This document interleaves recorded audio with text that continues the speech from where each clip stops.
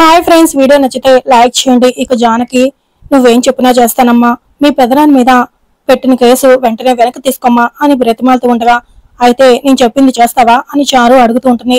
చేస్తానమ్మా, ఏం కావాలో చెప్పు అని జానకి అడగగానే, సరే చెప్తాను, ఒళ్ళు దగ్గర పెట్టుకుని జాగ్రత్తగా విను అని చారు మాట్లాడుతూ ఉండగా, ఏ చారు అని రామ అరుస్తూ ఉంటుంది.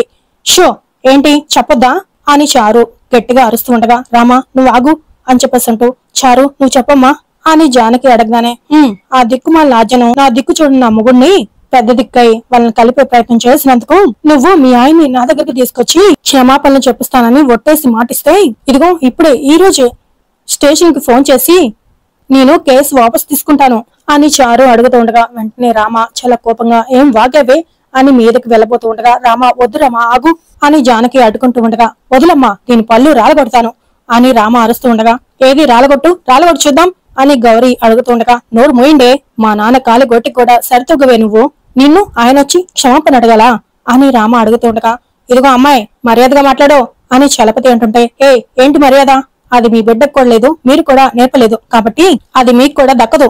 ఏంటే క్షమాపణ చెప్పడానికి మా నాన్న ఏం తప్పు చేశారు, అసలు తప్పు చేసింది నువ్వు, తప్పుడు దారిలో మా బావని పెళ్లి చేసుకుంది కూడా నువ్వు, మా అత్తకి గిల్టు నగలిచ్చి మోసం చేసింది కూడా నువ్వు, ఆఖరికి ఆజ్యం చంపబోయింది కూడా నువ్వే, కిషోర్ బాబాయిని చంపేంత పని చేసింది కూడా నువ్వే చారు. నీ నిజాలన్నీ బయటపడతాయని, నిన్ను మా ఇంట్లో నుంచి గంటేస్తారని భయపడి నీ దిక్కు వల్ల బుర్రతో నీ దరిద్రమైన ప్లాన్స్ వేసి దేవుళ్ళ లాంటి మా నాన్నని అరెస్ట్ చేయించానని సంబరపడిపోతున్నావు కదా. నువ్వేదో సాధించావని విర్రవీగుతున్నావు కదా. నువ్వేం సాధించలేదే, నీకు మా బావకున్న ఆ కాస్త బంధాన్ని కూడా నీ చేతులతో నువ్వే గోయ తీసి సమాధి చేసుకున్నావు. నీ తప్పులు బయటపడినప్పుడు, నీ కోసం మా అత్త మీ ఇంటికి వచ్చినప్పుడు నువ్వు ఒళ్ళు తగలబెట్టుకోకుండా డ్రామా ఆడుకుంటే, నువ్వు వచ్చి మా నాన్న కాళ్ళు పెట్టుకుని క్షమాపణ అడుగుంటే, మా నాన్న నీ వైపు నిలబడేవారే, మా బావ నీతోనే ఉండేవారు, అసలు మా కుటుంబమే నీతో ఉండేది. నువ్వే నీకు నువ్వు నిప్పు పెట్టుకున్నావు. నిప్పు మా నాన్న నిజాయితీని కాచలిచ్చారు. నువ్వనుకున్నట్లు కాకుండా ఆయన కడిగిన ముత్యంలాగే బయటకు వస్తారు. నువ్వు ఖైదీలా లోపలికి వెళ్తావు, గుర్తుపెట్టుకో అని రామ చారుకి వానిగిస్తూ ఉండగా, రామా నువ్వు ఆగమ్మా, అమ్మ చారు క్షమించమ్మా, తెలియక మాట్లాడింది, పెద్ద మనిషిగా నేను అడుగుతున్నాను, క్షమించమ్మా అని జానకి ప్రతిమాలతో ఉండగా, అబ్బబ్బబ్బా తల్లి కూతుర్లు ఏమన్నా నటిస్తున్నారా, చేయాల్సిందంత చేసి చెప్పాల్సిందంత చెప్పేసి తప్పంత మాదా అన్నట్లు భలే మాట్లాడుతున్నారే, అయినా సరే అసలు మిమ్మల్ని వదిలే ప్రసక్తే లేదు అని చారు చెప్తూ ఉండగా, ఇక జానకి అమ్మ చారు అని అంటుంటే, అమ్మా మనిషికో మాట గొడ్డుకో దెబ్బ అన్నారు, ఈ గొడ్ల దగ్గర మాటలు పంచేయవమ్మా, చేతలే పంచేస్తాయి, పదమ్మా రా అని జానకిని పట్టుకొని బలవంతంగా రామ అక్కడి నుంచి లాక్కొని వెళ్తూ ఉండగా, ఇక చలపతి గౌరీ షాక్ అయిపోతూ, అమ్మ చారు ఈ ముద్దపప్పు రామలక్ష్మి అంటే అమ్మవారు పున్నట్టు అలా మాట్లాడి వెళ్ళింది, దాని మాటల్లో ఏదో అపశకనం కనిపిస్తుంది అని చలపతి అంటుంటే, అంత సీన్ లేదు నాన్న, నేను కేసు వాపస్ తీసుకోకుండా బయటికి రాలేడు వాళ్ళ నాన్న, ఈ శని ఆదివారాలు కోర్టుకు సెలవు కాబట్టి స్టేషన్ లోనే ఉండాలి. ఆ రఘురాం సోమవారం వస్తే కోర్టులో ఉంటాడు, అక్కడి నుంచి నేరుగా జైలుకే దాని బాబే ఖైదీలా వెళ్లి యూనిఫామ్ విత్ నంబర్ తో చెప్పకూడు తింటాడు, అప్పుడు మనం ములాఖాత్కు వెళ్లి ఆ రఘురాం సంగతి చెప్దాం అని అంటూ చారు చలపతి గౌరీ ముగ్గురు కూడా మాట్లాడుకుంటూ నవ్వుకుంటూ ఉంటారు. ఇక అందులో రామ జానకిని ఆటోలో ఎక్కించుకొని తీసుకుని వెళ్తూ ఉండగా జానకి ఏడుస్తూ ఉంటుంది. అమ్మ ఏంటమ్మా నువ్వు ఆ చారు అన్నదానికి బాధపడుతున్నావా అని అడుగుతూ ఉండగా, చారు అన్నదానికి బాధపడట్లేదమ్మా, కానీ ఆ అమ్మాయి నా మాట విన్నందుకే బాధపడుతున్నాను. చారు అంత మొండిగా ఉంటే మీ నాన్నని ఎలా బయటికి తీసుకొస్తావమ్మా చెప్పు అని జానకి అడుగుతూ ఉండగా, నాన్న మీద కక్ష కట్టి కేసు పెట్టింది ఆ చారు, అలాంటి దాని దగ్గరికి వెళ్లి కేసు వాపస్ తీసుకోమంటే ఎందుకు తీసుకుంటుంది, ఎలా తీసుకుంటుంది, మనమే అనవసరంగా వెళ్ళాం ఆ సైకో దాని దగ్గరికి, అసలు నాన్న ఏ తప్పు చేయలేదమ్మా, మనం ఎందుకు బాధపడాలి, ఎందుకు భయపడాలి, తప్పుడు కేసు ఎంతసేపు నిలబడుతుంది చెప్పు, నువ్వేం బాధపడకమ్మా, నాన్నని ఆ కేసు నుంచి ఎలా బయటికి తీసుకురావాలో నాకు తెలుసమ్మా, నువ్వు ఏడవద్దు, నేను చూసుకుంటా, నేను నాన్నని బయటికి తీసుకొస్తా అని రామ జానకి ధైర్యం చెప్తూ ఓదారుస్తూ ఉంటుంది. అంతలో శౌర్య చాలా హ్యాపీగా రామకి ఫోన్ చేసి, రామా ఫోన్ చేయలేదేంటి అని అడుగుతూ ఉంటాడు. ఎందుకు అని రామ అడగగానే, అంటే ఇందాక నీకు చీర చూపించారు కదా, అది నీకు మ్యాచ్ అయిన దగ్గర నుంచి ఇది నా చేతిలో నిలవట్లేదు రామా, ఎప్పుడెప్పుడు నీ చేతిలో పెట్టాలా, నువ్వు కట్టుకుంటే చూడాలా అని నా మనసు తెగ ఆరాట పడుతుంది తెలుసా, సరే ఇప్పుడు మీ ఇంటికి తీసుకురానా అని కాల్ చేస్తాను, వచ్చేనా అని శౌర్య అడుగుతూ ఉంటాడు. వద్దులేండి నేనే మీ దగ్గరికి వస్తాను, మీకు ఒక ముఖ్యమైన విషయం చెప్పాలి అని రామ అంటుంది. ముఖ్యమైన విషయమా ఏంటిది అని అడుగుతూ ఉంటాడు. ఏం లేదు సార్ నేనే వస్తాను అని చెప్పేసి రామ ఫోన్ పెట్టేస్తుంది. ఇక మరోవైపు శౌర్య మాత్రం ఆ శారీని చూసుకుంటూ చాలా సంతోషపడుతూ ఉంటాడు. అంతలో రామ జానకిని ఇంటి వరకు డ్రాప్ చేసి, అమ్మ నాకు పనుంది నువ్వు లోపలికి వెళ్ళు అని జానకిని లోపలికి పంపించేసి స్కూటీ వేసుకుని అక్కడి నుంచి సౌర్య దగ్గరికి బయలుదేరి వెళ్తూ ఉండగా అంతలో ఆజా రామాకి ఫోన్ చేసి రామా ఎక్కడున్నావు అని అడుగుతుంటుంది.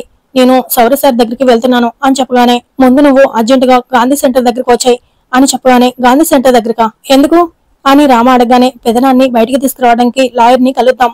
లాయర్ ని కలవాలి రామలక్ష్మి. ఆ చారు పనిన కుట్రని భగ్నం చేయాలి అంటే మనం వెంటనే దాంతో ఫైట్ చేయాలి అని ఆజు చెప్తూ ఉంటుంది. సరే నేను వెంటనే వస్తాను అని ఫోన్ పెట్టేసి ఇక రామ ఆజును కలిసి ఇక ఇద్దరు కలిసి లాయర్ దగ్గరికి వెళ్తారు. లాయర్ గారు ఎక్కడి నుంచి వచ్చారమ్మా అని అడుగుతూ ఉంటారు. అయోధ్య లంక నుంచి వస్తున్నామండి అని రామ చెప్తూ ఉంటుంది.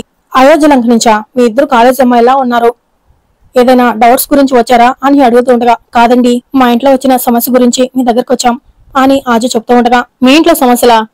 ఇద్దరు ఆడపిల్లలు వచ్చి ఈ నెలకు నాకు పెద్ద షాక్ ఇస్తున్నారే అని అడుగుతూ ఉండగా ఎందుకు లాయర్ గారు మేమేం షాక్ ఇచ్చాం అని అడుగుతూ ఉండగా అదేంటంటమ్మా మీ అయోధ్య లంక చుట్టూ ఉన్న గ్రామాల్లో ఏ సమస్య వచ్చినా ఆల్మోస్ట్ అందరూ నా దగ్గరగా వస్తారు, ఒక్క మీ అయోధ్య లంక నుంచి తప్ప. ఎందుకంటే ఏ సమస్య ఉన్నా నా దగ్గర రాకుండా ఊళ్ళోనే అక్కడ ఉన్న రఘురాం గారు క్లియర్ చేస్తారు కదా. ఆయన దాటి ఇన్నేళ్లకు నా దగ్గరికి ఒక సమస్య రావటం షాక్ కదమ్మా. మీ సమస్యను రఘురాం గారి దగ్గరికి తీసుకెళ్లలేదా అని లాయర్ అడుగుతూ ఉండగా మేము వచ్చింది ఆయన గురించి మాట్లాడడానికేనండి అని చెప్పడంతో ఇక లాయర్ గారు షాక్ అవుతూ అవునా అని అడుగుతుండగా అవునండి, ఆయన తనకి నాన్న నాకు పెదనాన్న, ఇప్పుడు మా పెదనాన్న గారు చేయని తప్పుకి పోలీస్ స్టేషన్ లో ఉన్నారు అని ఆచి చెప్పగానే వెంటనే లాయర్ గారు షాక్ అయిపోతూ అయోధ్య లంక రఘురాం గారు స్టేషన్ లో ఉన్నారా? వాళ్ళ కూతుర్లు ఒక లాయర్ దగ్గరికి వచ్చారా? ఏంటమ్మా ఇది, అసలేం జరిగిందో చెప్పండి అని అడుగుతుంటారు. ఇక ఆజా రామ ఇద్దరు కూడా జరిగిన స్టోరీ మొత్తం లాయర్ కి చెప్పడంతో అయ్యో ఇంత కథ జరిగిందా, ఇంట్లో ఉన్న అమ్మాయే ఆయన మీద కేసు పెట్టిందా అని లాయర్ అడుగుతూ ఉండగా ఇప్పుడు మీరే మాకు హెల్ప్ చేయాలి సార్, మా నాన్నని ఎలాగైనా సరే బయటికి తీసుకురావాలి సార్ అని రామ అడుగుతుండగా ఎలా అమ్మా ఆ అమ్మాయి పేరేంటమ్మా అని అడుగుతుండగా చారులత అని చెప్తూ ఉండగా చారులత ఉద్దేశపూర్వకంగా మీ నాన్నగారిని ఈ కేసులో ఇరికించిందని మీరు ఏదైతే చెప్తున్నారో దానికి మీ దగ్గర ఎటువంటి సాక్ష్యాధారాలు లేవు, కానీ మీ నాన్నగారు మీ అత్తగారు ఆమెను అదనపు కట్నం కోసం వేధించినట్టు కేసు పెట్టి ఏవైతే ఆరోపణలు చేస్తుందో వాటన్నిటికీ ఆ అమ్మాయి దగ్గర గట్టిగా సాక్ష్యాలున్నాయి. కాబట్టి చట్టం మన పని తను చేసుకుంటూ పోవటం తప్ప మనం చేసేది ఏమీ లేదు. రఘురాం గారు స్టేషన్ నుంచి కోర్టుకి, కోర్టు నుంచి జైలుకి వెళ్లాల్సిందేనమ్మా, అంత త్వరగా బయటికి రాలేరు, నేను తేలేనమ్మా అని లాయర్ చెప్పడంతో ఇక ఆ మాట విన్న రామ ఆజా ఇద్దరు షాక్ అయిపోతూ ఆజా ఈయన వల్ల కాదు అంటున్నారు కదా, పద మనం ఇంకో లాయర్ని కలుద్దాం అని ఇద్దరు అక్కడి నుంచి వెళ్లబోతూ ఉండగా చూడండమ్మా నేను చేతగాని వాడిని చెప్పలేదు, వేరే దారి లేదని చెప్పాను. మీరు నన్ను కాదని పక్క గల్లీలో లాయర్ని కలిసినా ఢిల్లీలో లాయర్ని కలిసినా మీ నాన్నగారిని బయటికి తీసుకురాలేరమ్మా. మీ నాన్నగారి మీద పెట్టింది పెండింగ్ కేసు కాదు, డొమెస్టిక్ వైలెంట్ కేసు. మీరు ఎంతమంది లాయర్ని కలిసినా మీ నాన్నగారికి బెయిల్ రాదు అని చెప్పేసి లాయర్ గారు అక్కడి నుంచి వెళ్తూ ఉంటారు. దాంతో రామ ఆజా ఇద్దరు టెన్షన్ పడుతూ ఏడుస్తూ ఉంటారు. ఇక మరోవైపు జానకి ఇంట్లోకి వెళ్తూ ఉండగా సుందరమ్మ ఆతంగా పరిగెత్తుకుంటూ ఎదురు వెళ్లి జానకి జానకి ఏమైనమ్మా రఘురాంని కలిసావా అని అడుగుతూ ఉండగా జానకి సుందరమ్మ చేతులు పట్టుకుని అత్తయ్య అని కన్నీళ్లు పెట్టుకుంటూ కటకటాల్లో ఆయన చూసి నా గుండె ముక్కలైనంత పనైంది అత్తయ్య, ఈ అయోధ్య లంకలో రాజులా తిరిగిన ఆయన ఆ పోలీస్ స్టేషన్ సెల్లులో చేయని తప్పుకి దోషలా నిలబడిన ఆయన్ని చూడలేక చచ్చిపోయాను అత్తయ్య, చచ్చిపోయాను. ఎంత చెప్పినా ఎంత బ్రతిమలాడినా ఆ చారు పెట్టిన కేసును చారు వెనక తీసుకుంటే తప్ప ఆయన్ని విడిచిపెట్టలేము అన్నారు. ఆయన ఎంత చెప్తున్నా వినకుండా ఆయన మాట కాదని ఆ చారుని కలవడానికి హాస్పిటల్ వెళ్ళాను అని జానకి చెప్తూ ఉండగా ఆ దుర్మార్గురాలు ఒప్పుకుంటుందని అక్కడికి ఎందుకెళ్ళావు చెల్లమ్మ నువ్వు అని వెంకట్రావు అడుగుతూ ఉండగా కాళ్ళు పట్టుకుంటే ఒప్పుకుంటుందని వెళ్ళాను అన్నయ్య అని జానకి చెప్తూ ఉండగా మరి ఏమంది ఆ శూర్పణఖ, కేసు వెనక తీసుకోవడానికి ఒప్పుకుందా అని సుందరం అడుగుతుండగా తన షరతులకి ఒప్పుకుంటేనే కేసు వెనక తీసుకుంటానని చెప్పింది. షారు పెట్టిన షరతులన్నిటి గురించి చెప్పడంతో ఇక అందరూ షాక్ అవుతూ ఉంటారు. అలా అడిగింది అలా జరిగింది అని జానకి చెప్తూ ఉండగా ఏమందది మా అన్నయ్యతో క్షమాపణ చెప్పించాలా, ఎంత కంటకారంతో మాట్లాడింది, ఇప్పుడే వెళ్లి దాని అంత చూస్తా అని చెప్పేసి శివరాం చాలా ఆవేశంగా వెళ్ళబోతూ ఉండగా మావయ్య అత్తయ్యకి మర్యాద ఇవ్వకుండా మావయ్యతో క్షమాపణ చెప్పించమని వాగిన దానికి నేను సమాధానం చెప్పొస్తాను, మావయ్యతో క్షమాపణ చెప్పించమని కోరిన దాని కోరికను నేను సమాధి కట్టొస్తాను. మా అమ్మ వెళ్తే కిరోసిన్ పోసుకొని తగలబెట్టుకున్నట్టు నటించింది కదా, ఇప్పుడు నేను అదే కిరోసిన్ దాని మీద పోసి నిజంగానే తగలబెట్టొస్తాను అని చెప్పేసి శ్రీను చాలా ఆవేశంగా వెళ్ళబోతూ ఉండగా సీనయ్య ఆగు అని అందరూ కూడా పిలుస్తూ ఉంటారు. దాంతో శ్రీను ఆగిపోయి వాళ్ళ మాట వింటూ ఉంటారు.